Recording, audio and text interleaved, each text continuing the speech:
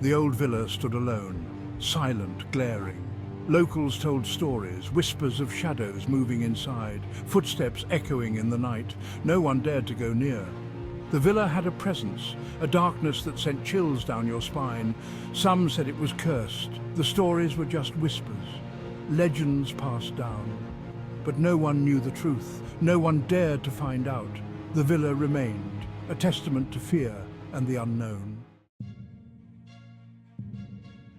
Aisha loved a good ghost story. Ever since she was a child, tales of the supernatural had always captivated her imagination. She would spend hours lost in the pages of books filled with eerie tales and haunted legends. She spent her days studying digital marketing, a field she found both challenging and rewarding. Her dedication to her studies was unwavering, but her true passion lay elsewhere. But her nights were for the paranormal. As soon as the sun set, Aisha would delve into the world of ghosts and spirits, often exploring haunted locations and documenting her findings. I don't know why you believe in those silly ghost stories, Aisha. They're just tales to scared kids.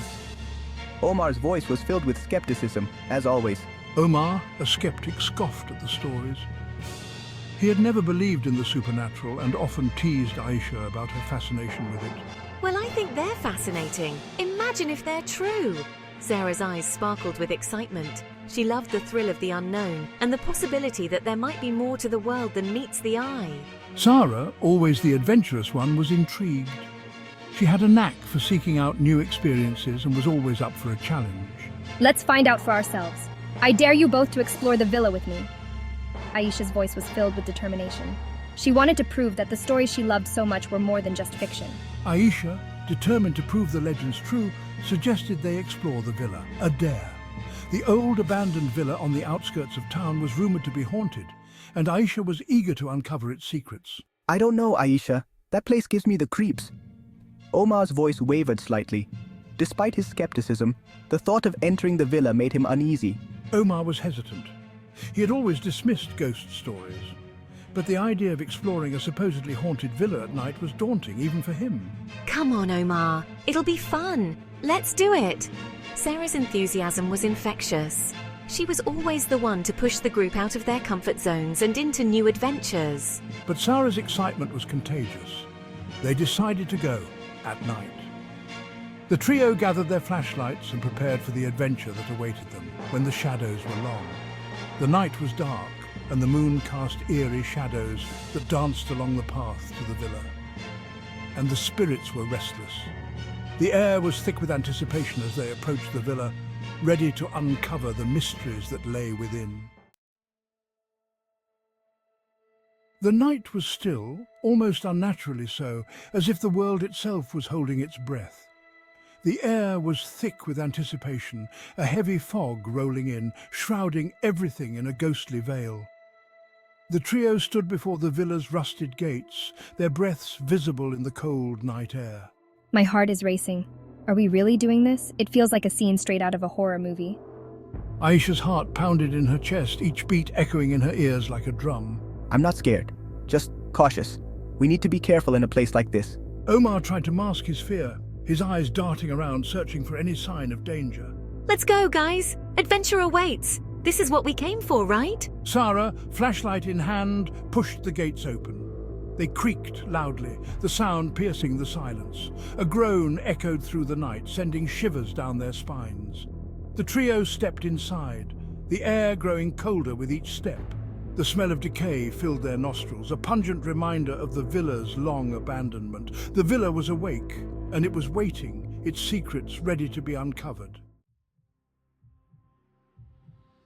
Drawn to the scent of old books, I found the library. Dust caked the shelves. The air was heavy, oppressive. I ran my fingers along the spines of forgotten novels. A chill shot up my arm. I turned. No one. A book lay open on a table, as if someone was just reading it. She swore she saw a figure out of the corner of her eye. A fleeting shadow. She was being watched. Hating the dark, I found myself drawn to the basement. A single flickering bulb illuminated the stairs. I descended, each step creaking a warning. The air was damp, musty. He heard a noise, a soft whisper coming from the far corner. He froze. His blood ran cold. I called out. My voice echoed. but there was no answer, only silence, and the feeling that I was not alone. Soft whisper, you are not alone. Ever the adventurer, I found a rickety staircase. It looked ancient, almost as if it hadn't been used in years. It led to the attic. I climbed, each step creaking ominously beneath my feet. The steps groaned under my weight. The attic was dark, filled with an eerie silence that made my skin crawl, except for a single window. A faint beam of light pierced through, casting long shadows. Moonlight spilled in, revealing dust-covered furniture, and a rocking chair, moving slowly, back and forth. It was unsettling, as if someone was sitting there. The chair creaked with each movement, but it was empty. I felt a chill run down my spine. I turned to leave, my heart pounding in my chest. But the door was gone. I was trapped. Panic set in as I realized there was no way out. She was trapped. The walls seemed to close in, the darkness growing thicker. Whispering, "Welcome to your new home." The words echoed, sending shivers through my entire being.